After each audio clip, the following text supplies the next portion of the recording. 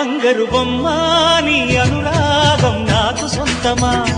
అల్లరి కన్నాయి అనుమానం నీకు న్యాయమా ఇది కరగని కల అనుకోనా కల కాదని ఎదురుగా ఉన్నా ఒళ్ళో ఇలా